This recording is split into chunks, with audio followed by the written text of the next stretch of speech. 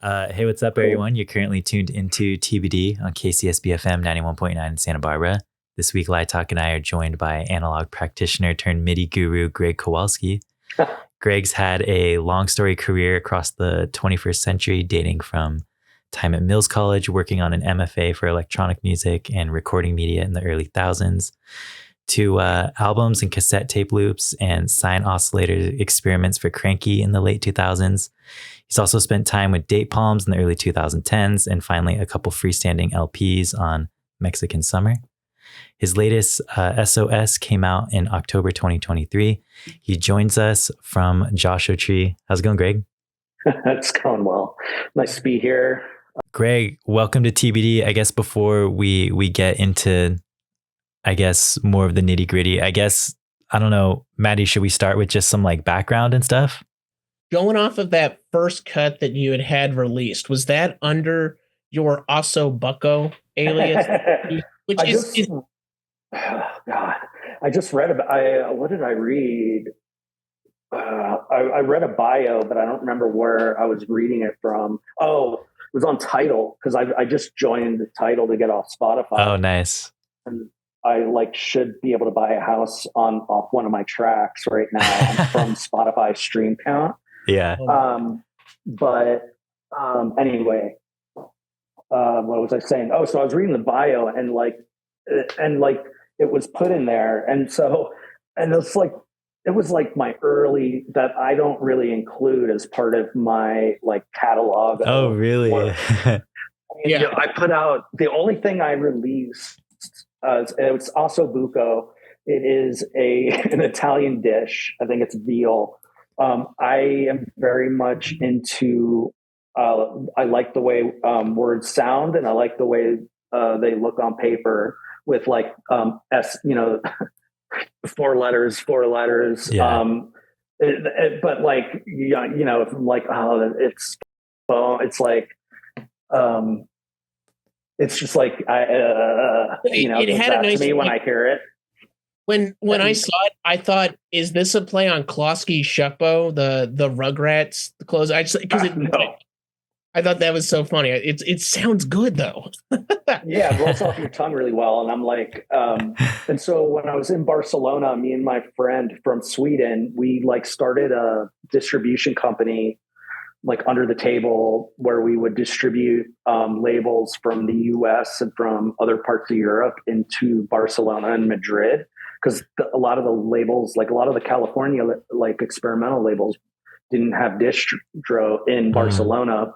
So we were doing that for, I don't remember how long we did it for, but the money we made on that, we put out a split EP of I had 4 tracks that are not bad. I've gone back and listened to them. They're I'm not embarrassed by the music. I'm embarrassed by the name. The music I would stand behind. I mean, it's my first early stuff. So, and I was probably really into finesse at the time, and really into granular synthesis, and harmonic distortion. But we put out a CD that was 4 tracks by me and 4 tracks by a Swedish artist. I used to be able to pronounce it.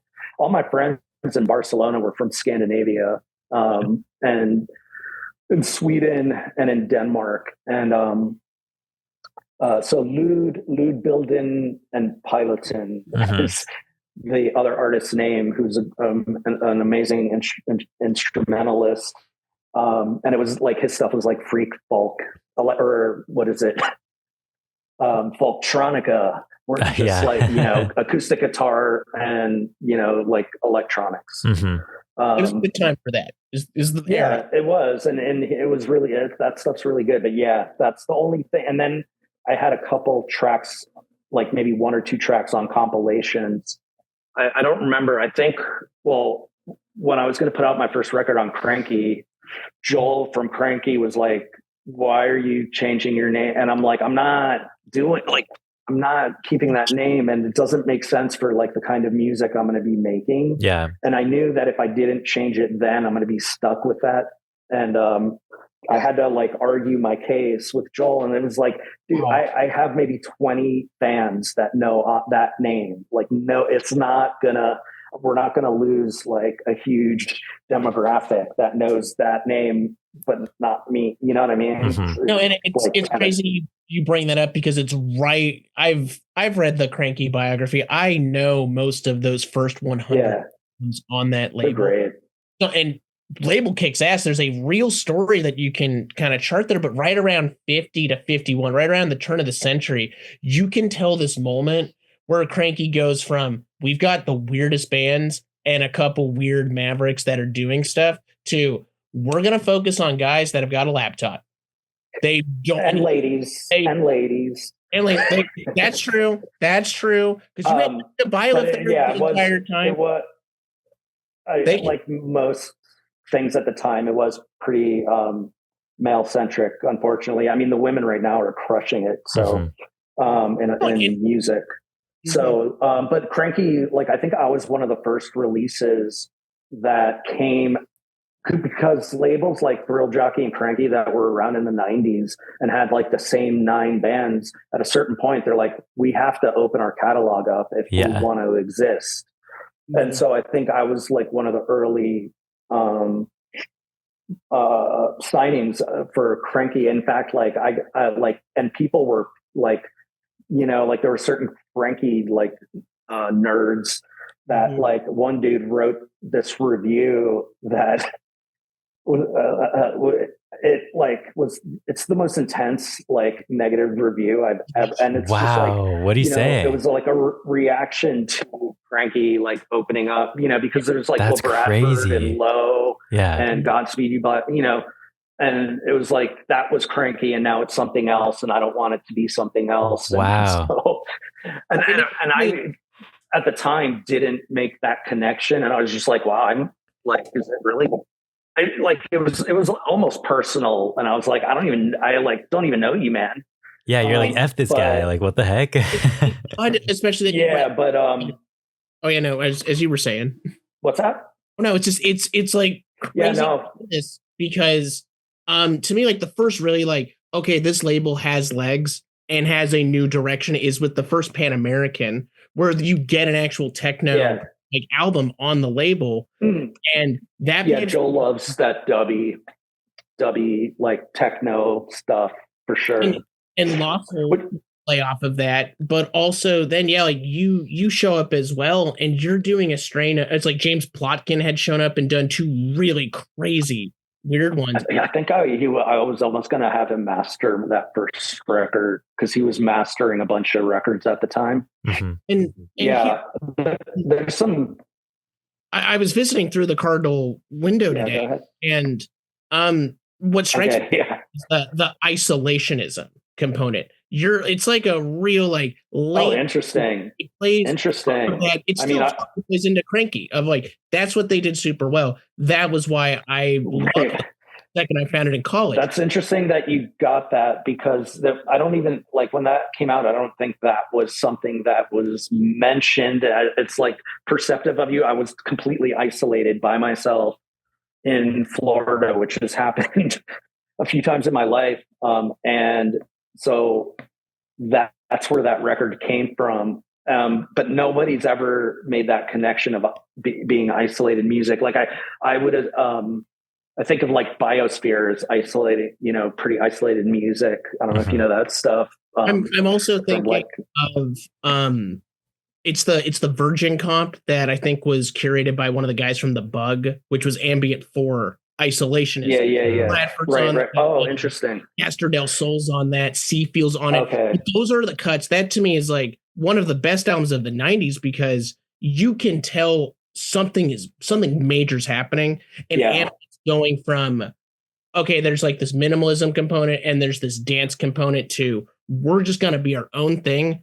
This isn't going to be for chill out room. This isn't going to be just for composers. This is for pieces of just feeling something, and you're getting lost. And there's like the like dark ambient, the dark like dubby electronic, those 2 kind of avenues. I think lately it's kind of opened up more, but I fit into like the darker ambient music, which like, so I knew that my sound, like the tone of it was very much suitable for Kranky. Mm-hmm. And so that it was and the other thing about that album was it was made in South Florida, and like the sound of my music at that time was just I wanted it to be very heavy and thick. And Mm-hmm. because that is the air in South Florida, and where I was living for that 1 year. And so that whole record, like I guess all of my music is very much directly, like extremely directly inspired or infused by wherever I'm living at the time. That to me is just so cool here, because I also don't know of any other Kranky album that was made in Florida and really inspired by human. Well, I started making music in Florida, and so that was a sound that I had been working towards, you know, and like finding my voice. Yeah. And so it came out of Florida, like, and it came out of my aesthetic, wanting to represent that sort of humid, thick air that, you know, are consumed by when you're down there. But I actually made the record. I think I finished it like right around the time I finished Mills. I was like working on it kind of when I could while I was at Mills, which was not often. Mm-hmm. But it was released in 2006. And so that was like right when I finished Mills, and it was really great to for that to have happened. I've been very lucky in that way, where I've gotten to work with record labels like Kranky and Thrill Jockey, which were like my two favorite labels in the 90s. Mm-hmm. And somehow found myself working with them like 20 years later. Is a trip, you know? Yeah. I'm kind of curious because, like, actually now this is probably the best place to talk or really go into Mills, which, I mean, you put it in the Bandcamp bio. I was like shocked. I was like, oh, you worked under Fred Frith? The guy from Henry Cow who had an album on SST, like, and then also like Pauline Oliveros, and I'm forgetting the other person. It was a Maggie Payne. Like, whoa, Maggie Payne, yeah. That's 2000s Mills College moment. Like, what was that curriculum like? Did this album, was it meant to be like a kind of major statement, or just happen naturally? No, it happened naturally, and like a lot of the weird stuff that I did at Mills, like in terms of recording techniques, like weird recording techniques, and like the last track on that record, Through the Cardial Window, is my thesis performance, which was like a 25 ensemble, a 25 person ensemble with almost all acoustic instruments that Fred Frith ran. And I was working with him one-on-one for like a semester, and I gave him like one of my electronic ambient pieces, and we kind of developed the idea of having that ensemble perform it like acoustically. And so I basically had to figure out a system to take it, and it was an easy system. I mean, the way I would make music was always like loop based and doing live mixes of these loops that are tuned to each other, that has an element of improvisation when I'm recording it and when I'm performing it, in terms of how long certain loops are going to be there, what order that I play them in, it can change. And so I just figured out a way to like break up that ensemble it was overwhelming. I didn't necessarily need 25 people. That was just the nature of the ensemble. And so we broke up the ensemble into like per loop. I had like 8 loops. So we broke up the ensemble to 8 groups of instruments or 6. And I would like kind of with hand signals tell which group to play their one loop. So each group, all they had to do was play like a 4-note pattern so I didn't use traditional notation because it was such an easy, when you give a group, like, it was almost like they're in a band where you're like, play it like this. And I just gave them the loop electronically, told them, the 4 notes, and that they can play those notes in different orders. There's no time signature really. And so like I did not want to conduct, and it's obviously I'm not conducting with, to time because I don't know how to do that. But I didn't want to get up in front of them at all. And I was going to have Fred do it. And I was too freaked out to do that. But it ended up being still the greatest like musical experience I've had. And the point I mentioned that is because the last piece on the Cardial Window album is the ensemble recorded through an acoustic guitar pickup. So, and that I like EQ'd and cleaned up. So like, that's the kind of stuff that like I was like cracked open my brain at Mel's, was like different ways of picking up sound using contact mics. And Maggie Payne had this, she's special, and she had this floor heater in the studio where we would have class. This floor heater was from like 1982. And when you would turn it, and it, it was like metal coils, and when you would turn it up or down, it would like oscillate and create tones, like drones. Oh, wow. And so I asked Maggie if I could take it out to a show, and I like used it as an instrument. And so one of the tracks on Through the Cardial Window that sounds like a crazy, like classical Indian drone is that floor heater recorded like in different pitches. And so that's the kind of shit that I was like interested in doing at Mills, was like how like non-traditional, like that album, as far as like Mills goes, was mostly non-traditional recording techniques. I think I had one track where I had a glass vase from IKEA that I put a contact mic on, filled it with water, and then like pointed my speaker at it and like played whatever I was playing, whatever music I was playing. Sick. So that's being picked up through the water to, yeah, that's cool. It's silly, but it was fun, and it made for interesting tones that, I wouldn't get otherwise.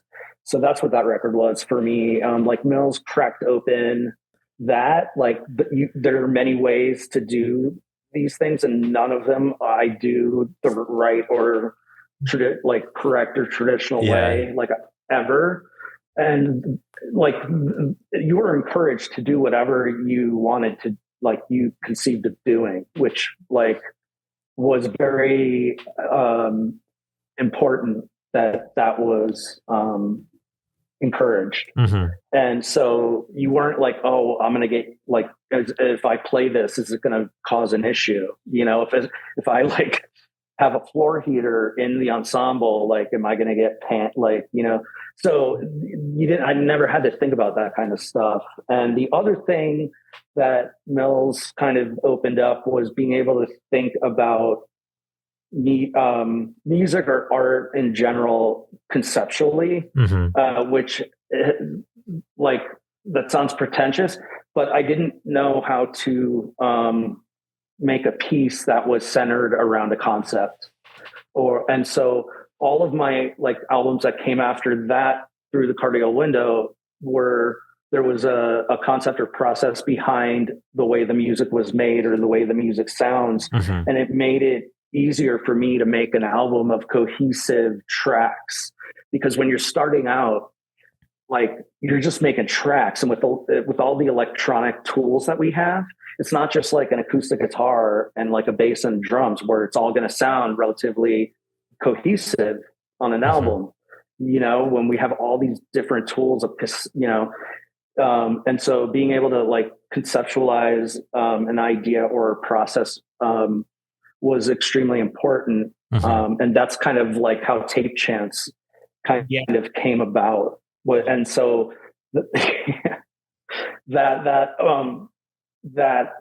and just like Mills is not like Cal Arts, obviously because it closed, and Cal Arts is funded by Disney and like has state-of-the-art equipment. And I've always been like, down on that. And like, I have friends that came out of that program, and it's funny because in the Bay Area, you kind of don't talk about yourself or your work, like, and that's not the case if you come out of Cal Arts. Just going to throw that out there. But at Mills, there's not like crazy equipment. You don't have access to like state-of-the-art equipment by any means. You're there for the professors, and you're there for the other students that you end up like working with, and they end up playing on your pieces. You end up playing on their pieces. And the thing at Mills is like over the years, there's like these pockets of time where like, I don't know, like a 4-year pocket of time where the people coming out of there were doing really great work. And I feel like I was in one of those pockets for 2004 to like 2008, where, like Sarah Gabacci, Holly Herndon, Andrew Weathers. Andrew Weathers came out of there. Sarah, so it was and Chuck Johnson and Marielle, and it was a very fruitful group of people, and we all played on each other's pieces all the time. And that's kind of what Mills was for me. And I went there to become a programmer, to like program, software to make music. That's like what I went there for. But I like came out of there wanting to compose for like acoustic ensembles and chamber music. And I was allowed to do that. Like I had to take, seminars in computer music that were difficult, but like I didn't, I was able to kind of do whatever path I wanted once I took those classes. And that being said, like I do have some regret that I didn't put more of an effort into the software programming, because it would have been useful in a lot of different contexts later on, whether it's teaching or sound installations or that kind of thing. There to me, there's something I think really honest about going to Mills and taking away these lessons that feel very almost like new music. Post Cage, post Lamont, post kind of that school of thought, but really just like take what you can here and just go and network with some people, make some new pals in front of you.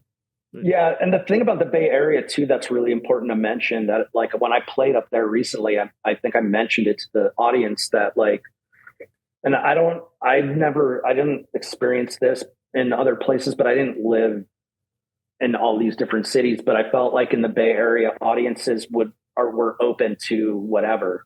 They'll let you perform on a bicycle with mallets. Yeah. They're going to give you a chance. They're not going to like start like heckling you. They're going to like let you do your thing and be open to it. And that's like why I felt comfortable having an idea and just doing it with the tape cassettes. And just because I wasn't like afraid I was going to get heckled by the audience or, by like, I didn't even know if the piece was going to work. And so, so I didn't have like, oh my God, I hope like I don't get a chair thrown at me, kind of thing. So I think that's really important to mention about the Bay Area as well. And also Mills being a part of that and just being encouraged to do whatever you have. And it needs to be like a solid concept, but do it if, that was encouraged. And also the visiting professors who would come there is really important. Like Alvin Curran was there when I started. Terry Riley came for a day. And I got to play him a piece, which was incredible. And like, because he just came in, he's like, who wants to play music? And nobody, everyone's like freaking out about doing that. And I, for like at the time, felt comfortable with what I was doing. So yeah, it was just like an incredible experience. And that's why like, I'm so sad that it is no longer, but grateful that I was there when I was there and who I was there with.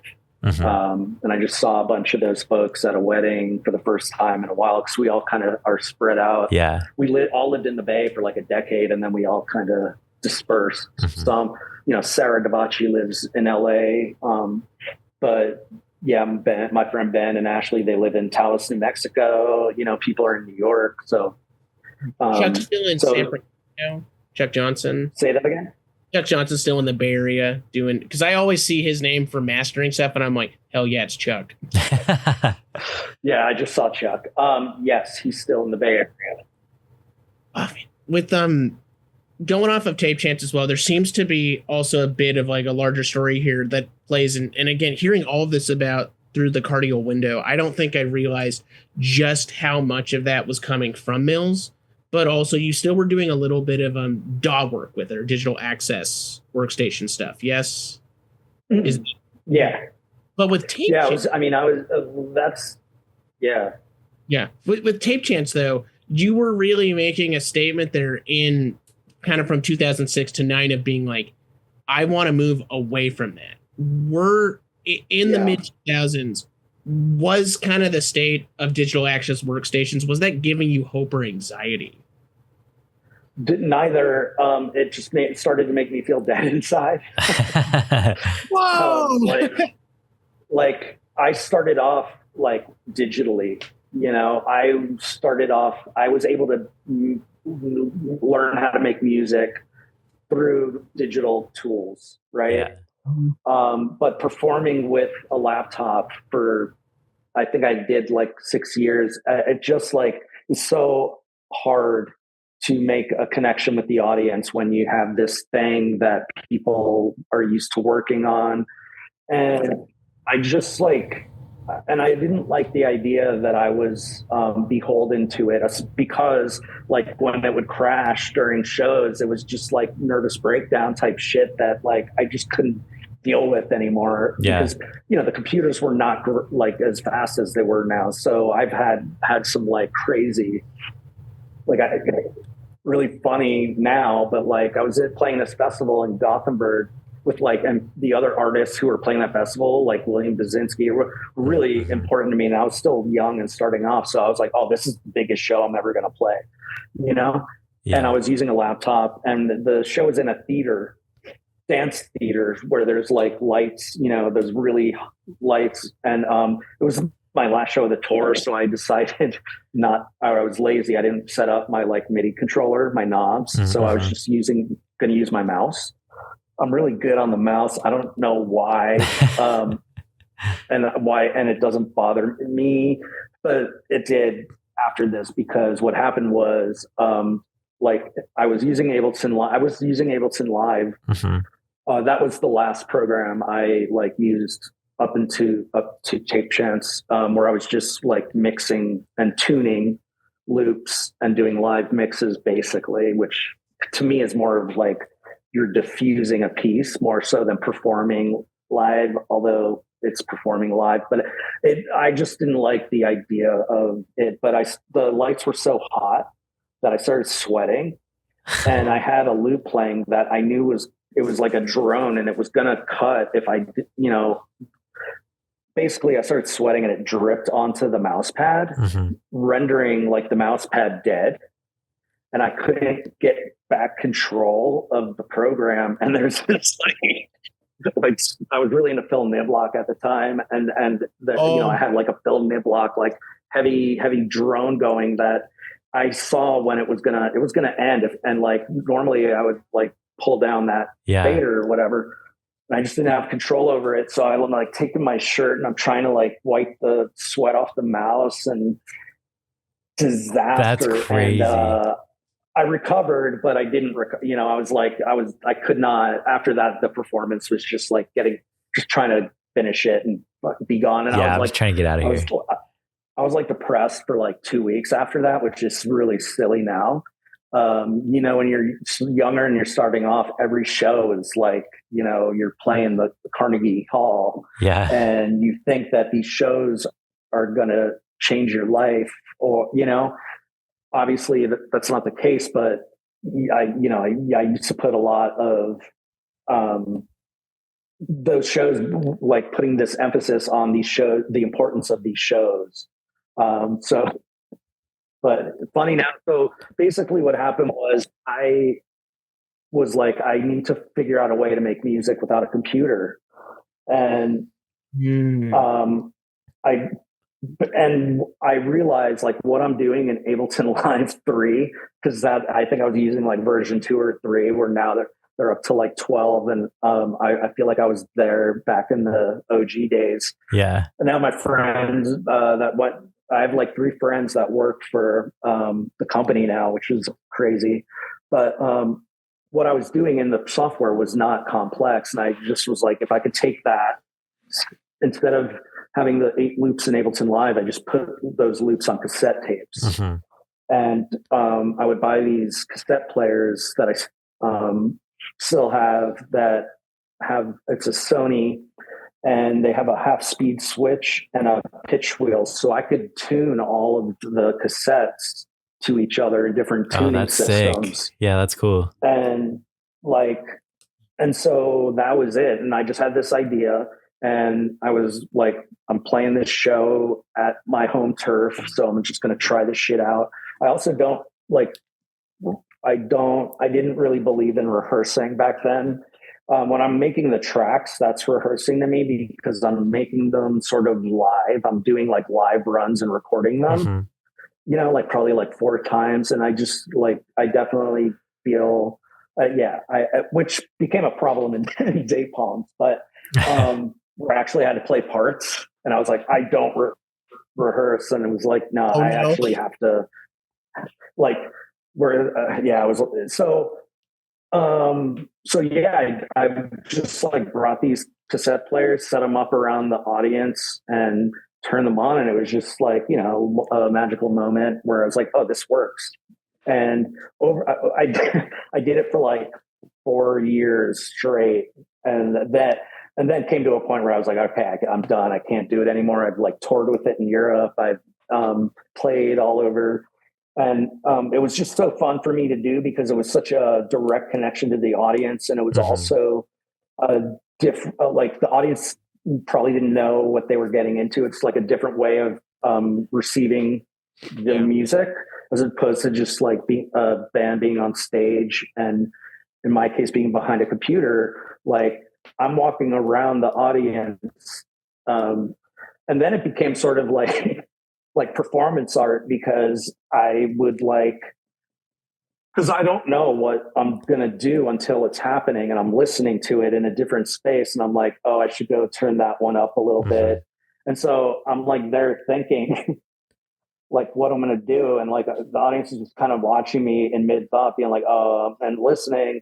And I'm also slightly New York City neurotic. So I'm like tripping over shit, and like it just started to become this like performative walking around thing, which I liked that idea. And so the piece was somewhere between an installation and a performance, that borderline on performance art if I happened to like trip over something.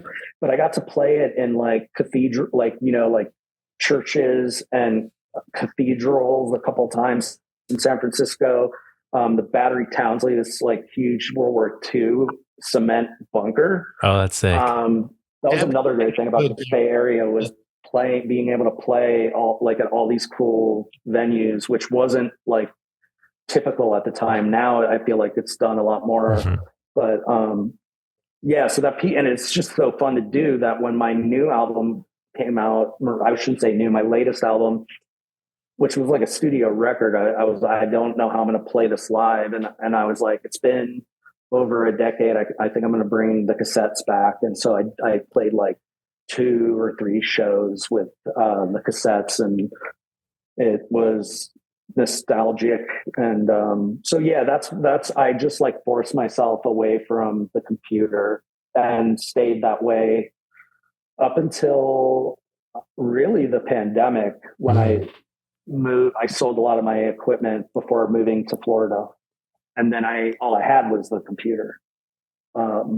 So again, it's like full circle, but I felt like very like I achieved like a goal of that. And so it's like rewarding to not have to rely on the computer. But another funny thing about tape chants is the tuning part.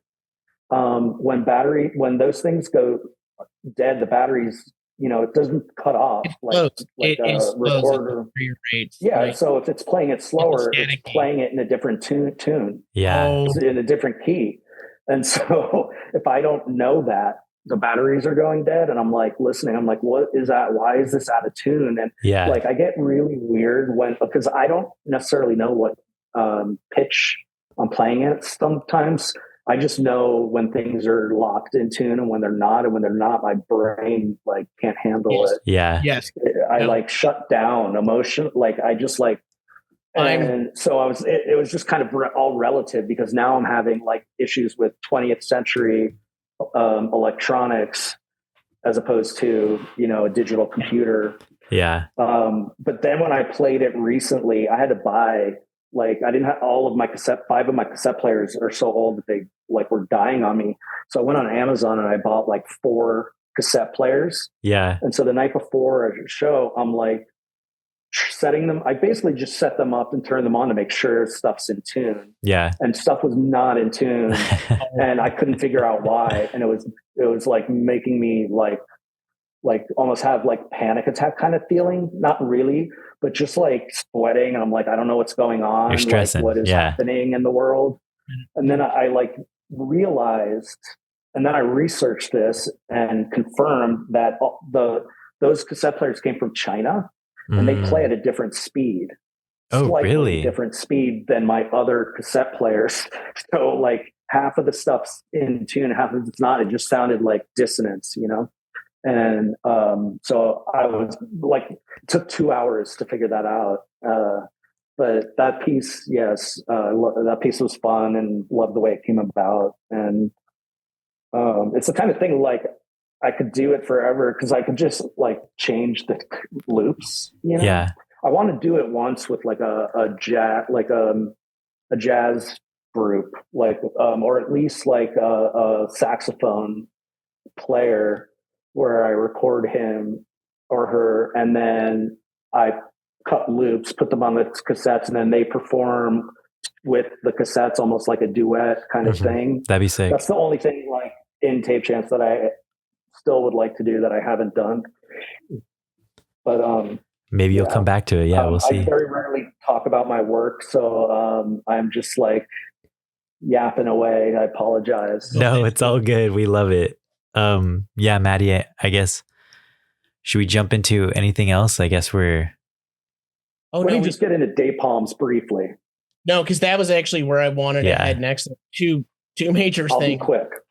Because that's also my other, just like music. I mean, but it's very important to me. Oh yeah.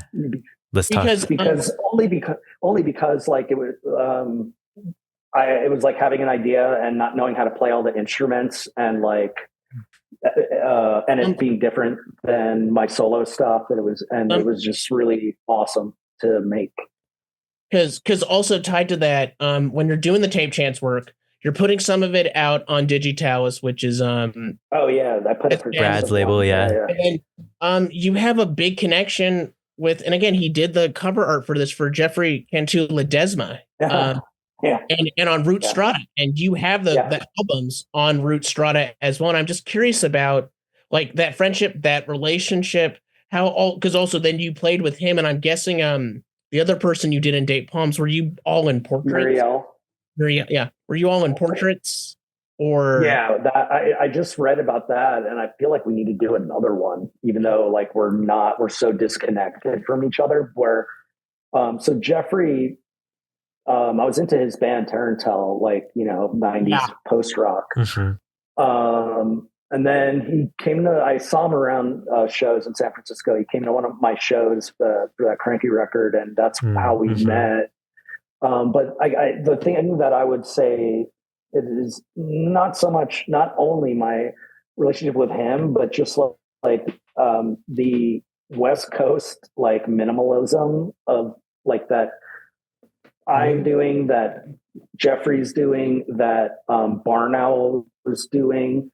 There was just like a group of us all doing our own thing, but all kind of part of the same language, so to speak. And again, playing on each other's stuff all the time.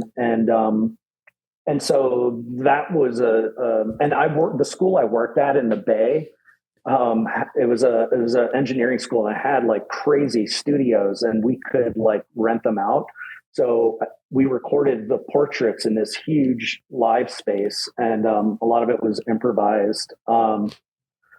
It was like, the idea was like making an acoustic drone record, I think, for the most part. But and then like, that's one of those things where you get a group of people together, generally it's a shit show.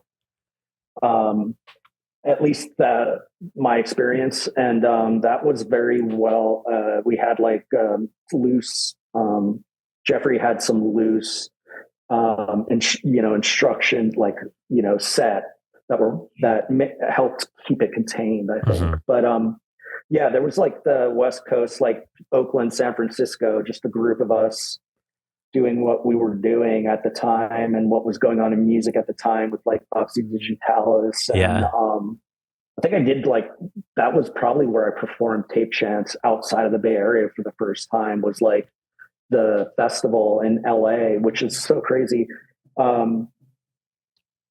2007, because the venue where we had it, I lived next to that venue for like the 2 years before I moved to Altadena, and it changed names. It became Highland Park Bowl, like the but it was like a cheesy disco kind of thing back then. But there was just like a lot of cool bands in the Pacific Northwest. Ilyas Ahmed, Starving Weirdos, like that was kind of this, they were like outside of the Bay Area, but we were, and then there was like Honey Owens doing Valet, and so we were all artists. That was what was happening. And Jeffrey put out my thesis recording. That was my first LP in 2007 on Root Strata. It was a one-sided LP, which I've always wanted to reissue because it's not a great pressing, but whatever.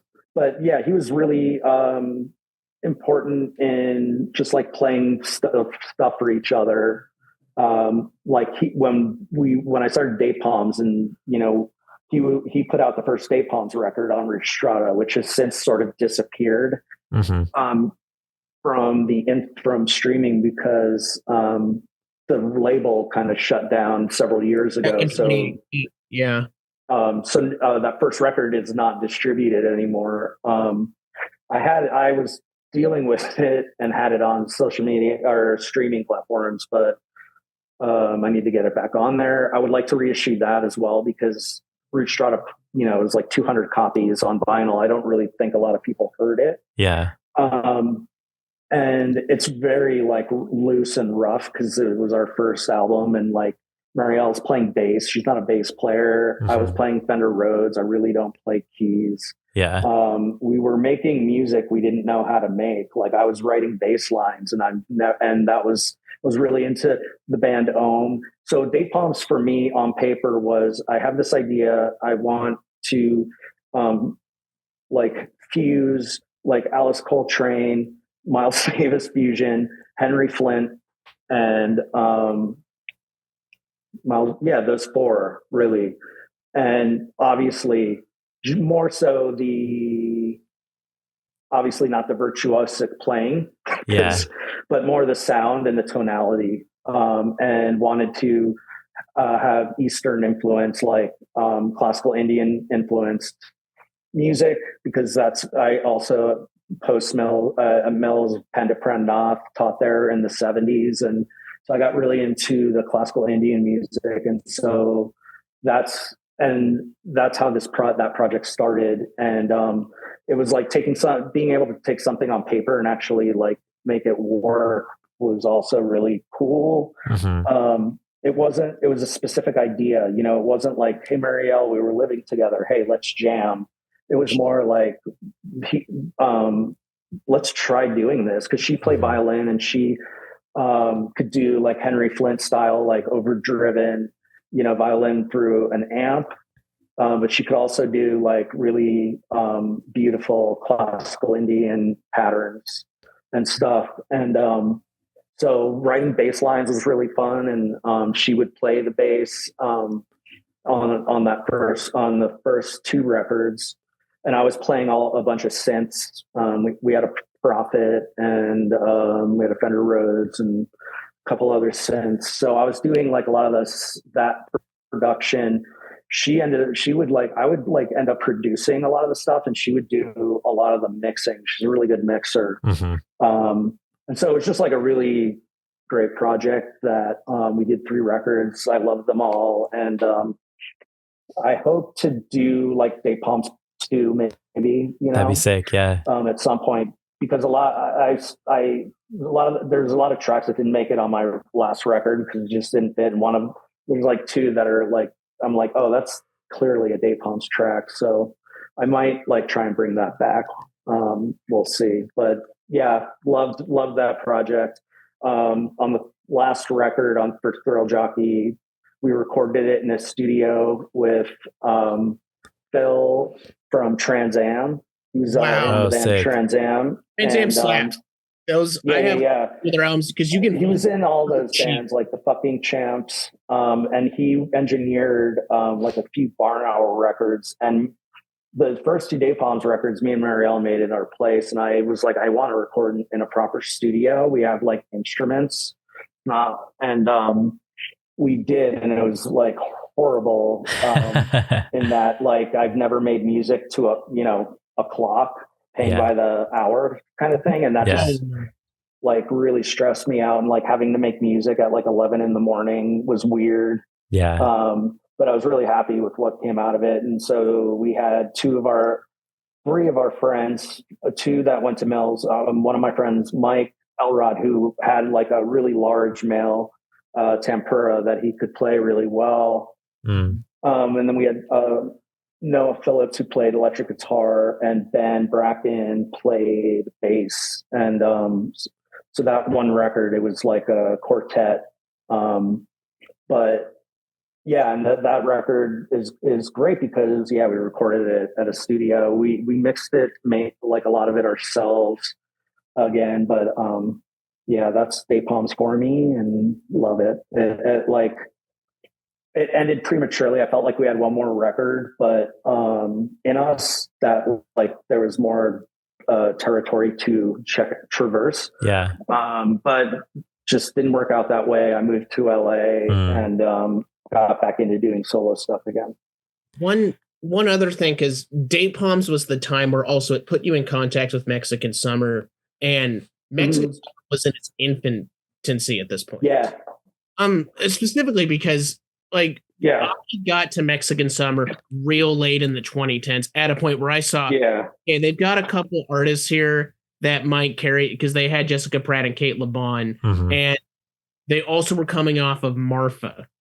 I don't know if they've got Marfa, and I know that you've played. I went there for the first, what was it called? Marfa Mix. Yeah. That was 2015. So Day Palms, we made a demo, which ended up being our first record. And I ended up like screen printing and just made it look nice. I didn't just send like a CDR. And I think that was something I would tell people. And they're like, how do you send shit? And just like make it look good and differentiate it from just like a throwaway CDR. So I did like screen printed these like cardboard holders and sent it because I was I knew Mexican Summer. I don't know what the impetus was, like why, because they were just putting out like a variety of different stuff.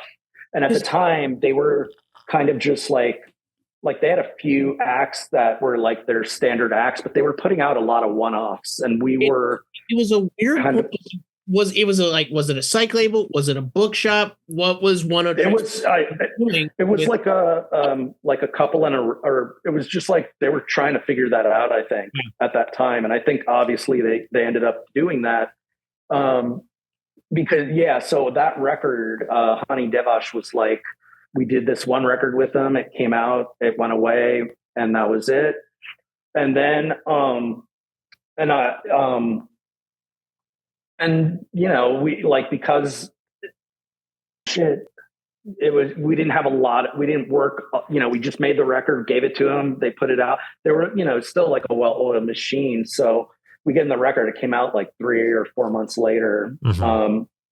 And when I was making my comeback to solo music, because I think there was like an 8-year gap where I was just doing Dave Palm stuff. Mm-hmm.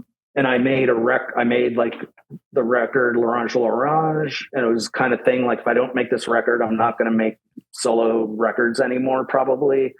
That's kind of how the last 2 records felt. Like, if I got to make this record or I'm done. Yeah. That's just how it felt. And it sucked because it felt that way. Like cause I just wasn't making music. So that's how that happens. Life just happens. Yeah. And, people whose music you love, you're like, why don't they make music anymore? And it's just like, as you get older, you're like, oh, life happens.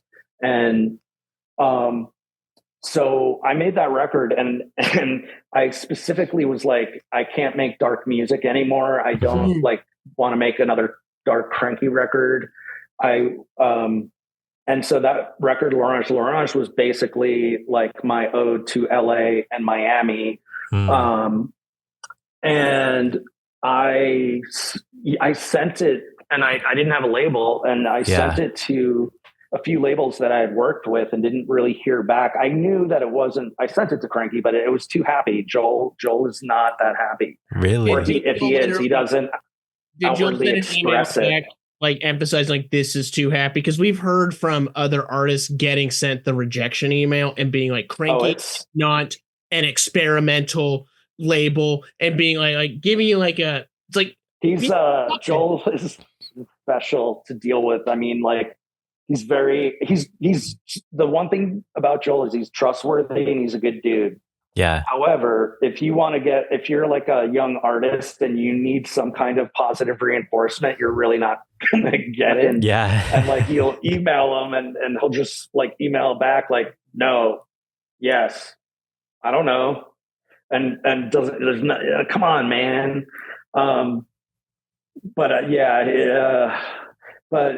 it was great working with him. He's funny. I like, for years I only dealt with him online, but got to meet him in person a couple times. He's great.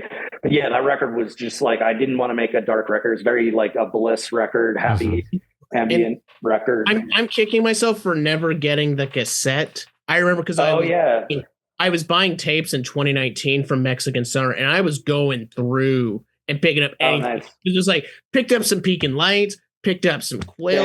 Yeah. God, that Peaking Lights album that's on tape, Lucifer, there, holy shit. What an album. But like, he has a new project now that's like a straight dub. Oh, sweet. Project. I think it's called Shite. I forget, but isn't he also, he's also living in like San Luis Obispo now or something like that too, right? I noticed that as well. He was in Oakland for many years as well. They were in the Bay Area prior to moving out of the Bay Area. But that cassette tape, the artwork looks so good on it. And I was so happy about that because I did the artwork. That record I like was all like, that was me. Boom, because doing everything. There was a period where I was stuck on the music, and when that would happen, I would just start fucking around with like maybe like an album cover for an album that may not ever happen or doesn't exist. Yeah, and because I was really into working in design at that time, and so that whole thing came about. I think what happened was. I wasn't going to send it to Mexican Summer because Jeffrey was already on the label. I'm like, they're not going to sign another ambient dude. Yeah. And we played a couple shows with Washed Out, and they had released a few stuff on the label. Oh, that's crazy. That's sick. And, that's right. They've done that was, you could still buy that in 2019. That was crazy to me. That EP. Yeah, wow. We played with them in Big Sur, I think. We played with them at the Fernwood Resort. It was great. Also with God, my brain. Doesn't matter. But I didn't hear back from any labels that I sent that album to, and I had the artwork already finished. Yeah. When I had and it was mixed, but it wasn't mastered, and I just sent them. My friend was like, "Why don't you send it to Mexican Summer?" And I was like, "Because but I was like, doesn't hurt. Nobody else is responding." And Keith at Mexican Summer hit me back in like 4 days, and I'm just lucky, man. Like, feel like a lot of that stuff is just timing. Yeah, and I think that what I was doing was interesting to him for that catalog, for the label. Yeah. And it was a finished product. So, when labels get like a CD, not a CDR anymore, an MP3 or whatever of a record, and they don't have a visual, it's like how they have to kind of imagine how they're going to sell it. Like, how are we going to sell this? When you give them a finished product with artwork, they don't really have to imagine that anymore. And I think that's something else I would tell people, like, when they're like, how do you get on a label? And like, those kind of things I think make a difference. And I think also timing is a huge part of it.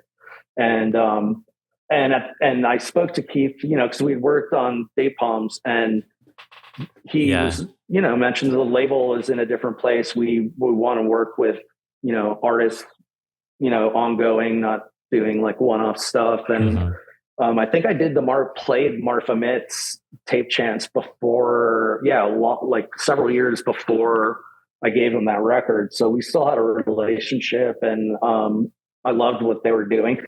I think he's putting out recently, what's his name? The 100-year-old jazz guy from the Sun Ra Orchestra. Yeah, Marshall Allen. Marshall Allen does have an album. I saw that recently. It's like, we're doing it now. That's so cool. Yeah, like, that's sick. So cool to me, because it's so like out of like Devandra Van Hart or whatever. Yeah. So it's a cool. I'm always like, oh, that's cool, man. Yeah, put that out. So that's how that came about. I was just lucky, and had a relationship with Keith. The whole label. They're great to work with. Well-oiled machine.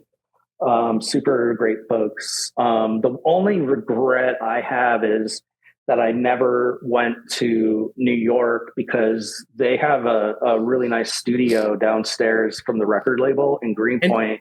And if you're on the label, generally you can use it to record. And I just was never able to. I was like, I'm going to take a trip to New York to like record, because I've wanted to do more ensemble chamber music, more so than what I've been doing. It was just too hard for me to pull. It would just add like 2 more years to a process that has already been like 5, to work with acoustic instruments and bring in, cello players and violinists and saxophonists. And I need like an intern or an assistant, to help with that kind of thing for me, because it's like becomes like a full-time gig. But that's when I did that thesis piece at Mel's, I was like, I just want to do that. That's all I want to do. And I haven't done that. So if I do, whatever I'm doing in the future, hopefully I will get back to that. Working with like an ensemble, doesn't need to be 25 people. Yeah. It could be like 6, or it could be like 9, but not 25. That was insane. 25 is wild. 25 is wild. And like I had to deal with like the musicians, some of whom were like, why am I playing on this piece? Like one person was like, hey man, I'm not used to playing such a small part. And I'm like, well, I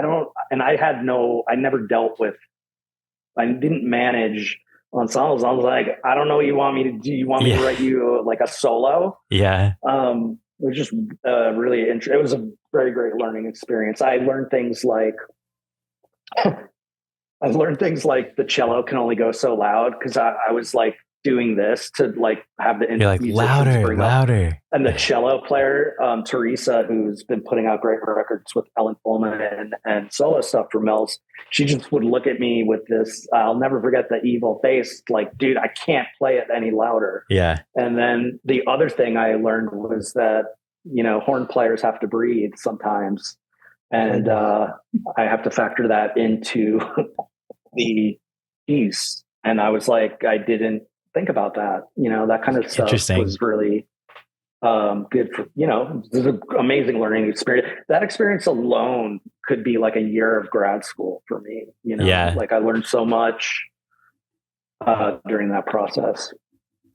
So Day Palms, L'Orange. I like that record. And then the last record I did was just like weird. I was in Florida and I was like, I don't know if I have another record in me, because I was just bored with electronic music. I want to focus on a couple events actually in 2019. Yeah. What happened in 2019? Kind of what you're going on. So I start going on to look and, see where your name pops up. And I realize, because you're tagged in a Simon Reynolds piece for Resident Advisor, and you're tagged as you played that Leaving gig for Plantasia. I was hyped to see your name. Oh yeah. Yeah. And I was like, oh, sick. Gregg's kicking it. He's doing some crazy stuff. That was fun. It was fun because I'll say, what were you going to say? You were going to ask about? Because, with you, it also seems like you get out of this world in the 2000s. I mean, again, you've been sort of witness to several strange little weird moments in really the history of going on with underground music, and whether composer music, whether ambient could really like pivot into indie. With Date Palms, you join Mexican Summer at the point that you also have like Sacred Bones putting out some crazy psych rock, or Drag City, like bringing Tysa Golan. I don't know. There's, to me, all of these little things going on. Yeah, something raw I would throw in there on Drag City. Yep. But, totally. Yeah. But with some of the stuff at the end, you come back to like a real, there's ambient. There's this like Leaving Records ambient moment that we're still in. We're still figuring out. We're still getting through. But you do that performance, and then just during quarantine, you show up on this Epic NorthCon. I've had a friend that got into this, and I recently revisited the cut. This is one of like the top 25%. Yeah. Like genuinely is like top shelf cut on this, but it's not an Eso Es piece. Right. That was like the last of kind of like dating. Yeah, that was like the last.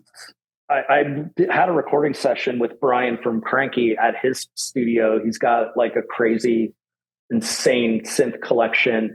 And so I still have a lot of that material that I haven't used, but that's what that track kind of came out of, was stuff I recorded on this weird ass 90s synth called the Pismo. It's like a 1992 synth that's sick. You touch a key and it's just like magical stuff comes out. Like, you don't know why, and like, do you know that synth?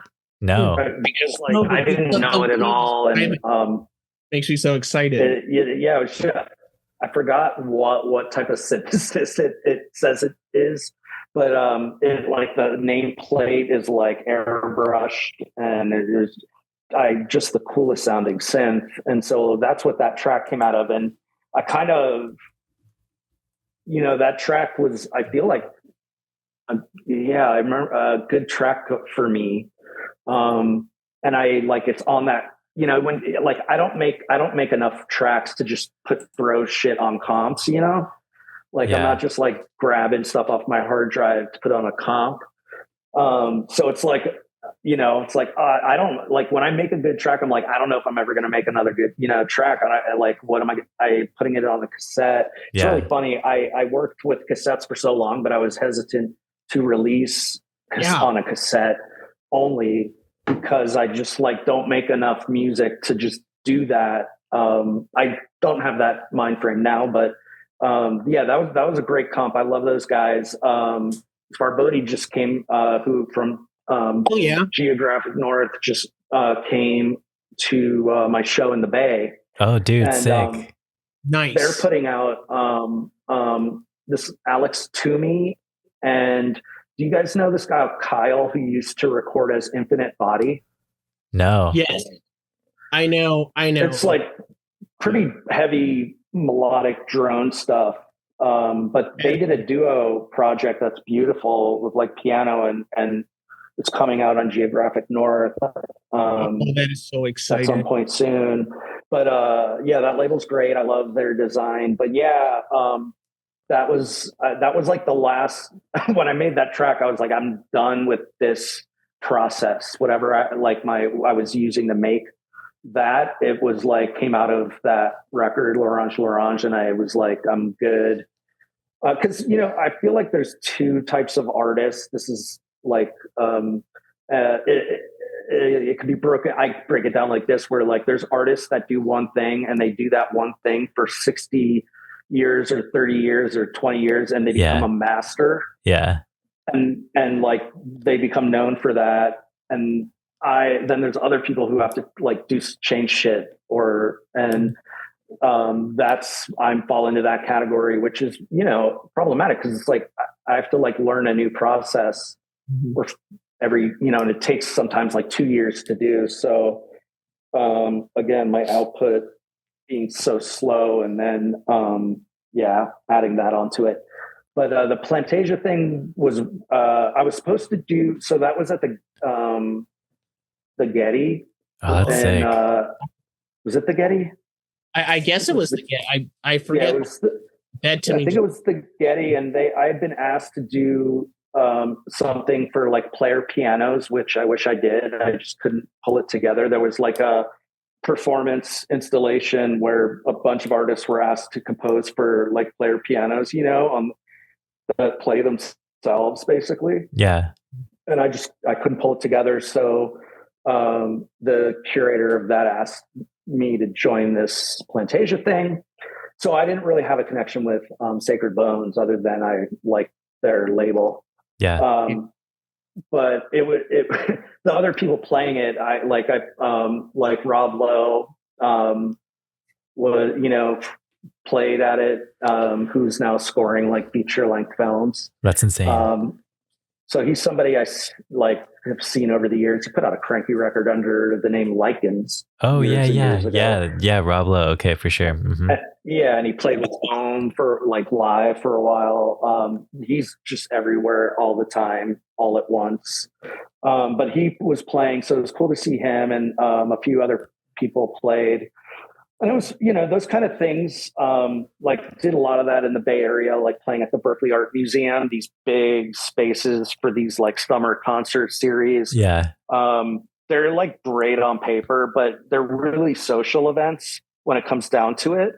Yeah. So you're not necessarily playing for like a audience that's like, you're playing stuff and people are walking around and hanging out kind of thing, which is fine as long as you know that's what it's going to be and you don't think you're going to have like a dedicated people sitting down watching you. So I was fine like that music. Sorry. Oh no, I was going to say, you can see there's another performance like that of Anna Roxanne, and she's playing Youth Station. And she's exactly. The album that's going to be on Kranky, and like people are just walking by. Nobody's paying, but like if you are, great in that environment. But I can see that frustration, or where it's like, especially if it doesn't sound good, it's kind of a bummer because then now you're dealing with like it being a social event and it doesn't sound good. Yeah. But I don't know, like I did enough of those kind of shows in the Bay that that record, the Plantasia record is amazing. I was happy to be a part of it. The grounds of the museum is beautiful. A funny story about that show that just warmed my heart. I was playing a set of pretty Gregg ambient music, very like unassuming. It's not like in your face, very calm. And while I was playing, this old man walks up to me while I'm playing and is like, "Are you responsible for this? What's happening with this music right now?"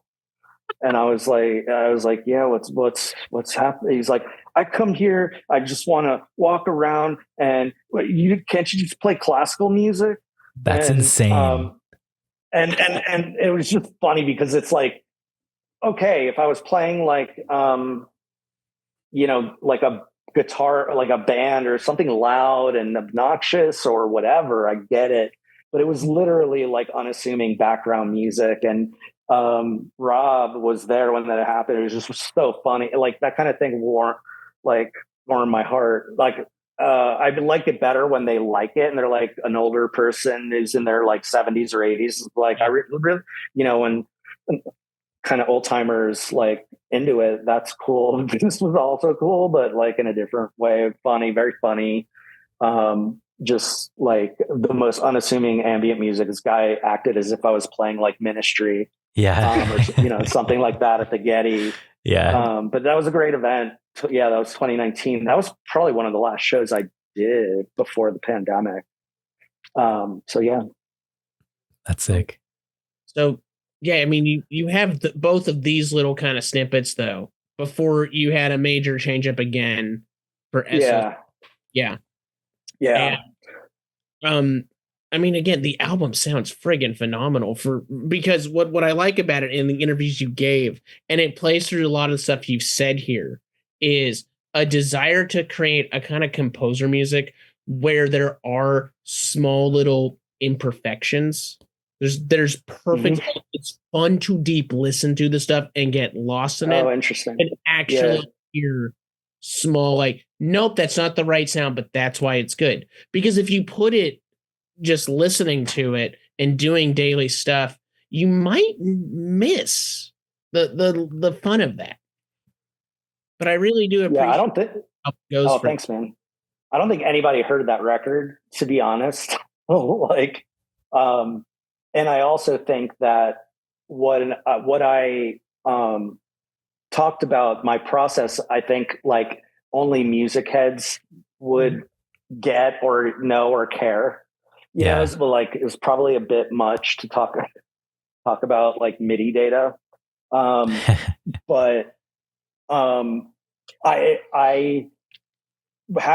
owed Mexican Summer. I had another record to make for Mexican Summer. I was in Florida. I got sick during the pandemic, and I just like had I was bored with music, electronic music, mine, and I just wasn't listening to it. I was kind of done. I felt like this might be it.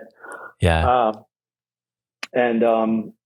What happened was I had an iPad, and there's like a FM synth on this iPad, and before I would go to bed, I would just and it had a sequencer on it, and I would just make these little patterns. Mm-hmm. And that's what I would do before I went to bed for like a couple of weeks.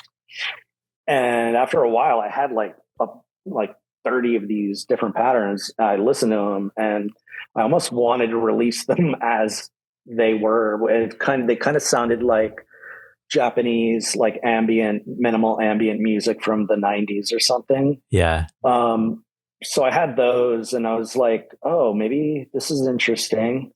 And then, so that happened. But then, I don't know if you guys ever mess with Ableton Live, but there's a audio to MIDI converter. So you can load in like a bass line from an MP3 and it'll print the notes in MIDI, right? Oh, and then sick. You can apply MIDI instruments to it. That's what it's made for. Mm-hmm. And a friend showed me that once, and I was like, oh, that's super cool. And I was just messing around. I don't even know what possessed me to do it, but I had like a Roland Juno synth pad.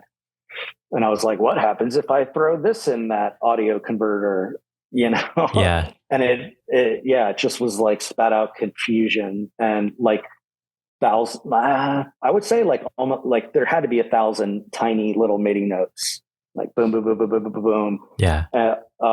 And it will just look like this puzzle. And I expected it to sound like shit. And I hit the space bar and it was like this beautiful thing. And I was like, what the hell? And there were some off notes that were not in the right key.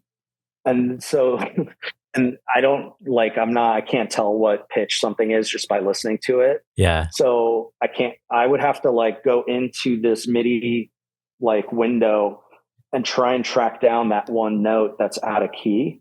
And so that would take forever. And I was like, there's probably an app for this. I know there is. Yeah. But then I was like, it's like the pandemic. I'm like, it became like a puzzle that became fun. And then I kind of developed a method of like tracking down stuff faster. Yeah. But a lot of it was like jumbled mess that like, I would clean up some, but a lot of the sequences I would just leave a mess as it was. Uh-huh.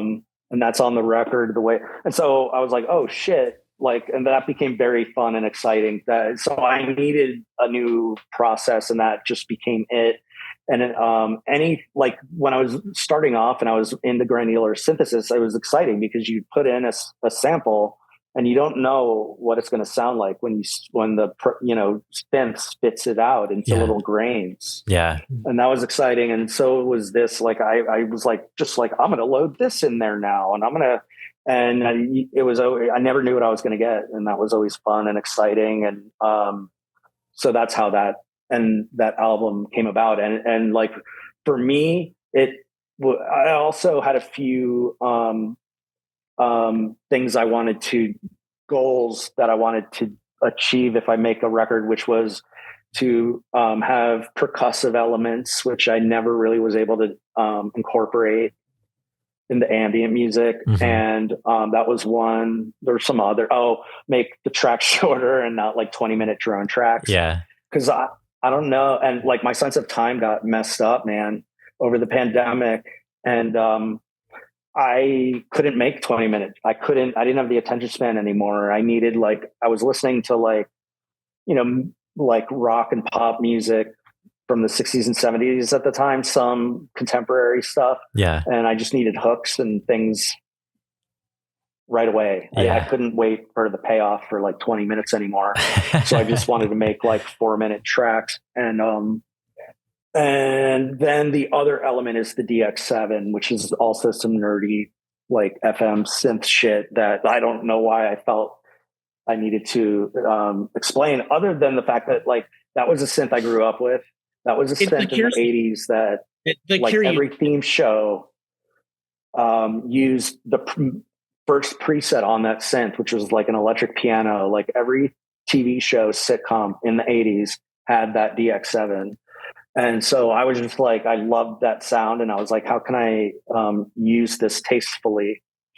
And so when I had that MIDI data, I would just assign like the DX7 patches, like layered like 7 of them, and choose weird instrumentation, like steel drums and bongos. Mm. And like, it was just like weird shit. To me, it sounded unlike anything I've ever done, but I think it just sounds like my stuff to other people. I don't know.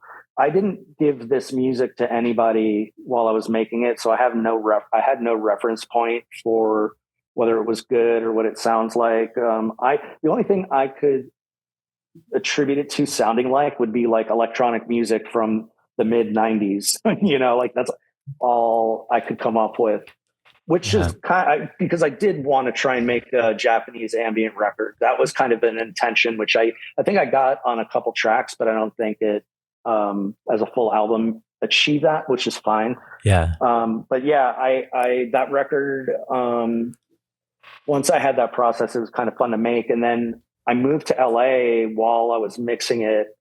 And I had rough mixes that I was doing, and I had a tiny budget, so I didn't want to mix it because it would take me another fucking year, man, to like mix that record. And I'm not And so I wanted to have someone else mix it. I had some interesting almost mixers that would have been really interesting. Like Kate LeBon was going to mix it at one point. Oh, wow. Which was the label mentioned to me. And at first I was like, that's insane. Like, I love her music, but and then the more I thought about it, I was like, oh, that would be actually fucking rad. Cause her album Pompeii, I was just like playing all the time. Mm-hmm. But she actually recorded it with a engineer downtown LA that I recorded some keys on this album at. And so she was around, but she was like producing Wilco and couldn't do it. Yeah. So it's like, I can't compete with Wilco. It's funny to bring that up because I was listening to her production on the Deer Hunter album from 2019 today. And I didn't know that she did that.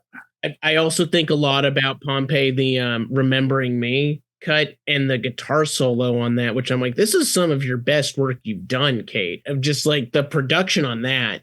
And then that Wilco album, which also sounds like a Deer Hunter album. It was. I don't think I've listened to that yet. I've been listening to A Ghost Is Born. The reissue lately. Cuts, the big reissue cuts, or was that Sky Blue Sky? Am I? Well, they're doing all of them, but the most recent one was Ghost Is Born, which I love that record so much. I was at Mills when that record came out, and that's all I was listening to. But yeah, anyway, I ended up having this guy mix it that I knew, but he's a techno DJ, like a famous techno DJ. He's just an LA guy. He's been around forever. And Miguel Kid 606 mentioned him, and I thought it would be interesting because it's the most like movement that my music. That was another thing I wanted to make music that was always moving and not just like an ambient drone. So his name is John Tejada, very well-known DJ, tours the world. But, he has some like minimal dubby stuff that I really like. And so he started mixing it, and it was just a nightmare for me because I had never had anyone else mix my music before. And the way I mix my music is not the way it necessarily should be mixed, which is I just don't like high frequencies. I like warm tones, but I end up creating like muddy-ish mixes because of that. I'm really sensitive to high frequencies. I used a lot of coarse on this record, like the Juno 106 coarse. Oh, yeah. And what that would do is like put shit up into the high frequencies. And like he as a techno DJ, it was very like bright, and I couldn't really even listen to it, and it was like bumming me out. But eventually we got to a place where I could deal with it. And he's like a professional, like he did a great job.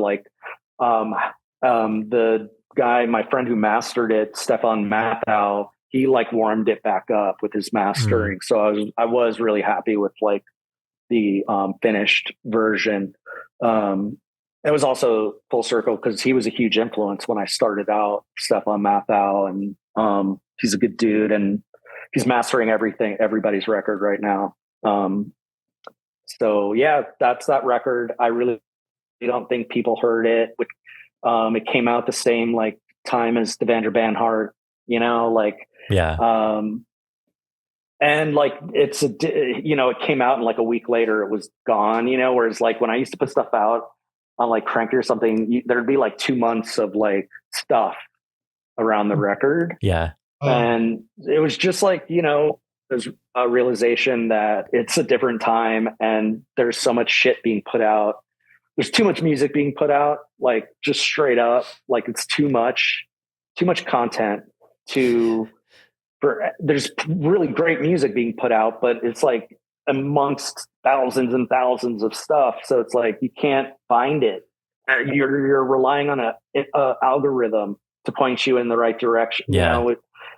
So when and everybody's attention span is short, and so I feel like the record just came out and went, and I don't know. I don't feel like it was a lot of people heard it, which is fine, but it was fun to make.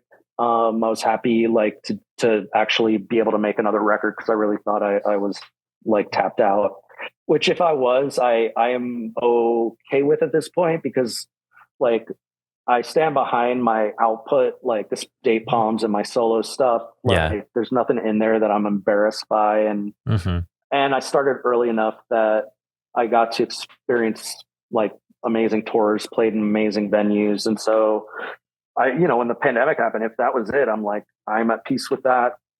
So now I finished that record. Now I'm just kind of making music just to make music again, which that's cool. I'd been trying to do for like 20 years. But when you have a label and you're putting out records, you're making music to make records. And, I couldn't figure out how to make music just to make music. And so I'm doing that now here and there. And I just played those 2 shows, and I'm just kind of don't know what's happening moving forward. But I would like to kind of get the date palms, like get some date palms stuff going. But yeah, it's I'm a free agent and just making music. And I don't know, man. When I was making that record, I was like, why am I putting out more stuff into this world that people are just like, something's got to give, you know? It's I was going to say, it's cool to hear that you're making music just to make music, because it sounds like you were getting kind of like, I mean, obviously you were like career focused for a long time. But it sounds like you're getting kind of tired of that life. I don't know. It's kind of like cool and like refreshing to hear that you're kind of like doing it just to make music again. Like you're friends with like Derek and Joshua Tree, who has like cool stuff going on down there. Like you have, like the cool community in LA. Like you can just play shows with friends. I feel like that's what it should be about at the end of the day. Yeah. You know? And I mean, I started out just making music just to make music, and it saved my sanity at the time. And that's all I was for at the time. And I think a lot of my friends who've been doing it like as long as I have, it's just a different ecosystem that, like publicity doesn't really matter anymore. Advertisements don't matter anymore. Like reviews don't really matter unless you get like a 9.0 on Pitchfork or an 8.0, then you might get a booking agent. But like, it's just a different ecosystem. Yeah. I mean, I guess, should we like wrap up the interview at least here? And this has been a sprawling adventure. Yeah.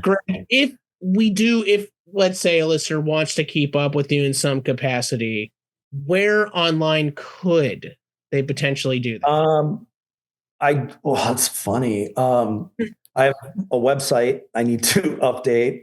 That's greggkowalsky.net. Obviously Bandcamp, Mexican Summer, as well, their website. But I think like, as far as like ongoing like shows and stuff. And also, I mean, my Instagram account, which is really, I didn't even talk about it, but it also has affected like my view of the landscape of music and social media, because I was hacked. And long story short, I got hacked, deleted my account, my artist account, deleted everything. And I eventually got it back, but all my posts were deleted, but I still got my account back. And I was like, it took like 3 months, I think. And I did all kinds of weird, random shit. Like I can consult people on how to like deal with meta. Cause I just I figured out like starting a business account gets you access to a human. Whereas if without that, it's an algorithm I was flagged. So basically I got my account back, and then a month into getting my account back, I like posted 3 photos of just me. And when I got my account back, Meta was like, you should link all your accounts so that like, if it happens, you're safer that way. And I was like, okay. And then like a month later, I got flagged for posting against community standards, which I didn't do. And they let you hit a button to review. And I've done that before where I hit the button. They're like, sorry, our bad. This time they're like, we reviewed and you're not only is your Instagram going to be deleted, you're banned from Instagram and any other meta. So I just was wiped off the metaverse, dude. They erased you from the metaverse. Yeah. Which was insane, like really weird. It ended up being the only thing that sucked is if I wanted like book a tour in Europe or something, I don't have like an Instagram. But dude at Mexican Summer, like their social media guy hit me up like 3 months later and is like, "Hey man, we have somebody on the inside. Do you want you want me to try and get your account back?" And I was like, "Well, sure." I like didn't think he would get it back because I tried everything. And then like 2 days later, all my shit popped back up. Boom, boom, boom, boom, boom. Your posts too? No, not my posts. I had like an archive stories, but so I just like reposted a lot of my. It was really, yeah. It was an insane, so it definitely like affected the way I think about that resource, and but that was an insane like 6 months where, I was like harassed and hacked and shit on Instagram. But the good thing was like I am on my phone a lot less because the month or so that I didn't have Instagram, like there would be 2 weeks where I was like going through withdrawal where I'm like, oh, I want to like record this video of this band. And I'd be like, oh, I can't. I don't have Instagram anymore. And I'd go like out of habit to go grab it to just fucking doom scroll, and I wouldn't have it. So after a while, I like was like, oh, this was cool, and everyone's like, it's a blessing in disguise. I'm like, yeah, but I'm alone here. You know, like if ever like a few other people jumped ship, cool, but I just felt like, and so yeah, I'm on my phone a lot less now because of that. So that's good, but yeah, I was hoping that there would be a movement towards like a societal global movement of recognition that social media has fucked up the world and it was a cool experiment, but maybe let's not do that anymore. I mean, I feel like that's slowly happening.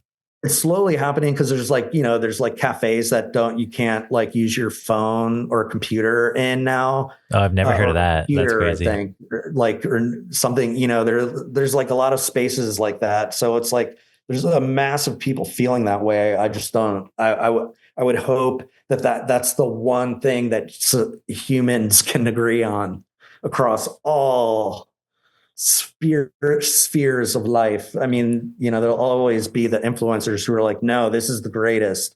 But there's a cool website called Freak Scene you should check out. Freak Scene. It's like a DIY forum. It's pretty cool. Okay. It's just about like DIY scenes across like nice. Yeah, and like they have like each scene will have their own forum, like a place to post events. It's kind of just like this post Instagram, like let's keep up with music, but not on social media. Let's go back to like a forum style thing. And it just started, and it's like just some people that were like, let's do this, and they're like opening up scenes for like all these different regions because the website's kind of popping off right now. So, that's awesome. Yeah, it's pretty cool. I'll check it out for sure. All right. We got one more question here. It's kind of just a quick one that we ask everybody on the show. Do you want me to take it, Maddie? Yes, you got it. All right. A rat is going to jump into your mouth. Do you want this rat to jump into your mouth head first or butt first, and why? Ooh. Head first, because butt first, the tail will just kind of get in your throat, and like, you probably like cough, yeah. Yep. Your gagging reflex, and I don't want the tail first. Fuck that. That is the craziest question I've ever been asked. But I feel like my answer, I'm like, I have a very pragmatic response to this question. Isn't it a good question? You've offered nothing but pragmatism here, Greg. And good. I need to know how you stumbled upon this question to be the end of your, because what type of do you get like, are you like, oh, he's a butt first kind of artist, or like, what do you get Or are you just ending it like first, we're just gonna end it on a crazy note? Comes from what's it, the What a Time to Be Alive podcast, which is 3 comedians in New York. Circa 17 or 18, I was listening to it. I love those guys. They were super. Who are they? I forget. It's Patrick Monahan, not the guy from, but it's Patrick. So if you know him on Twitter or anything, yeah. And then Kat Barbadoa, if I'm recalling, they would just ask that question to people. I thought it was hysterical. In 2019, I was like, Thomas, if you got a band on, ask him this. We just kept it. We just kept it. Yeah. It's funny. And then what information do you get from it really is fun, because certain people are very scared of it. Certain people do want to take the butt and are very particular about being scared of the head. Some people want to murder that rat with the head. Some people need to be coaxed for more information, which is why I created the idea of it's a white lab rat. And he's really... you didn't tell me that. You didn't ask for more. You see... That makes it a little more appetizing, to be honest. I was thinking like a New York street rat. Oh, you're thinking cats. Yes. And so you get from just a bunch of different people a feeling. Why would you go butt first unless you cut if you cut the tail, but that shouldn't be legal. The most common answer, I think, for butt first is people say it will just logically want to go out of your mouth if it went butt first. Yes. That's the most common answer. That's not an option if you have to eat it. Or I guess the question is only which way it goes in, and doesn't go as far as how will you chew on and swallow it. Exactly. So I guess, that's fair. The question's given like an old, like, I don't know, Aussie 2 prompt or whatever you'd get on a dungeon quest or something. I always think of like you ever listen or do any Homestar Runner? No, I don't know, but what that is. They had like a text adventure game, and there are very certain prompts you had to give. But the idea is always the answer that somebody gives. If you play around with it, like a dungeon master in Dungeons and Dragons, you can play off of that. So that's why we do it as we do. But awesome. I was into it. I was just like, I need some context. Yeah. Thank you. Awesome, guys. Well, thanks so much for doing this. It was good to meet you guys. And yeah, man. Who are you guys doing next? I don't know if we got anybody lined up yet. We were thinking of maybe getting Sapado, actually. Yeah. I just did Finesse, if you can believe that, actually. Oh, yeah. We just did Finesse? Dude, we just talked to him like a couple weeks ago. How was he? Was he German? Was he, or Austrian? Very Austrian. Bro was Austrian as fuck. Yeah. He honestly, that must have been a tough interview, man. He was very approaching and kind and sweet, but he did have to put up with our nonsense. Oh yeah, you could tell. Like you could tell towards the end, he wanted to leave so bad. Like I re-listened to the interview, and he was totally just like, "I'm fucking over this." You know what I mean? Right. So hilarious. It was incredible to get him out to do that somehow. I don't know. We're gonna. It was sick. That's awesome. That's great. Next, Craig, just get another. So Sapado would be good. Awesome. Well, I'll look out for that one. I will definitely want to check that out. All right, guys. Take care. Thanks again, Greg. Again, I guess that's all we have for today. Thanks for tuning in to TBD on KCSB FM 91.9 every Sunday, 4 to 6 p.m. It's been Gregg Kowalsky. Thanks again, Greg. Thank you. This was lovely.